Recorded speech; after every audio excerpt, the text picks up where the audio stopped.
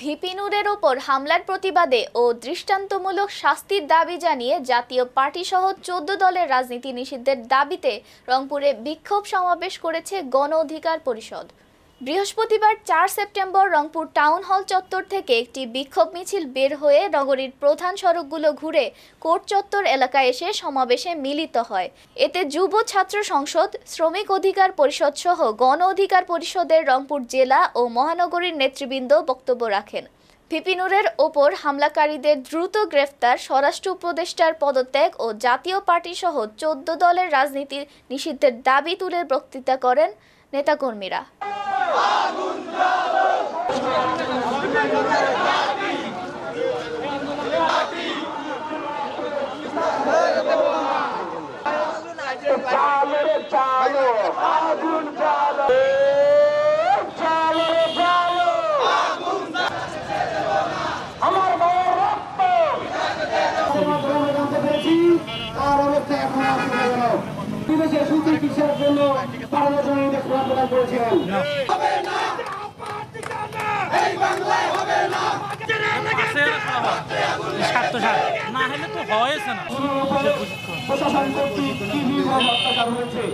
আমরা আজকে রাজপথে নেমেছি আওয়ামী দোসর ফ্যাসিস্ট সরকারের সহযোগী সংগঠন জাতীয় পার্টি সহ ১৪ দলের নিষিদ্ধের দাবি ওঠার একটাই কারণ, গত ১৭ বছর আওয়ামী ফ্যাসিস্ট সরকার যে জুলুম নির্যাতন করেছে তার প্রত্যেকটা কার্যক্রমে তাদের প্রত্যক্ষভাবে সহযোগী ছিল।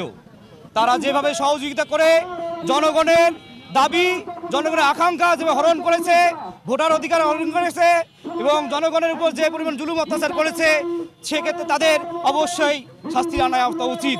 সেই জায়গা থেকে তাদের রাজনৈতিক কার্যক্রমও বন্ধ করে দেওয়া উচিত।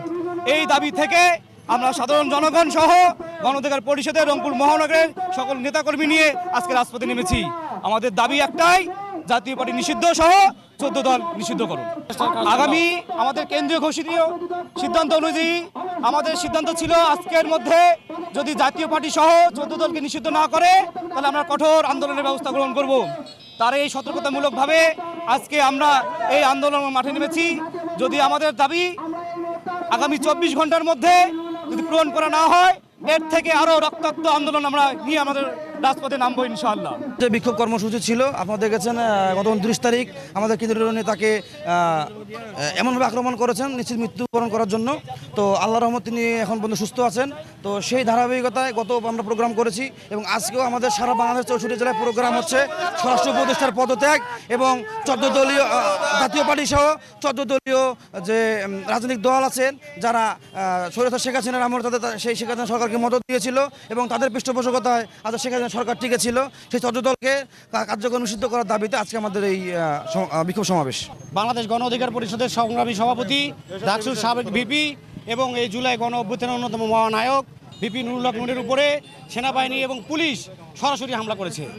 একটা দলের, একটা নিবন্ধিত রাজনৈতিক দলের প্রধানের গায়ে পুলিশ এবং সেনাবাহিনীর যে হামলা, এটা কখনোই মেনে নেওয়া যায় না। আমরা এই বাংলাদেশ চাই নাই। এই জুলাইয়ে ছাত্র জনতা নিজের বুকে তাজা রক্ত বিলিয়ে দিয়ে এই ফ্যাসিস্ট সরকারের পতন করেছে। এই ২৪ পরবর্তী নতুন বাংলাদেশে একজন রাজনৈতিক দলের প্রেসিডেন্টের গায়ে প্রশাসন, পুলিশ এবং আর্মি সরাসরি যেভাবে হামলা করবে, এটা এই বাংলার মানুষ কখনোই প্রত্যাশা করে নেই। তার পরিপ্রেক্ষিতে আমরা তার পরের দিন বিক্ষোভ মিছিল করেছি। বিক্ষোভ মিছিলে আমরা দাবি জানিয়েছিলাম যে যারা এই অন্যায়ের সাথে জড়িত, পুলিশ নামক যেগুলো লীগ, আওয়ামী লীগের দোসর যারা এখনও পুলিশ এবং আর্মিতে অবস্থান করছেন, যারা এই ভিপি নূরের উপর হামলা করেছে তাদের দ্রুত বিচারের আওতায় আনতে। কিন্তু আমরা দেখতে পেয়েছি এখন পর্যন্ত তাদেরকে বিচার তো দূরের কথা, তাদেরকে জবাবদিহিতার আওতায়ও এখনও নেওয়া হয় নাই। আপনারা আরও দেখেছেন যে স্বরাষ্ট্র উপদেষ্টা কী বক্তব্য দিয়েছে। স্বরাষ্ট্র উপদেষ্টা বলেছে যে গণ অধিকার পরিষদের কোনো রাজনৈতিক কার্যক্রম নাই। গণ অধিকার পরিষদ কি? আমি স্বরাষ্ট্র উপদেষ্টাকে আপনাদের মাধ্যমে বলে দিতে চাই, এই যে স্বরাষ্ট্র উপদেষ্টা সাহেব, আপনার পুরো বাংলাদেশে যতগুলো পুলিশ, যতগুলো আর্মি রয়েছে তার থেকে অনেক গুণ বেশি এই ভিপি নুরুল হক নূরের সৈনিক এই বাংলাদেশে আছে, যারা এই ভিপি নুরুল হক নূরের এই রক্তের বদলা এই বাংলার মাটিতে নিবে, এই রাজপথে নিবে।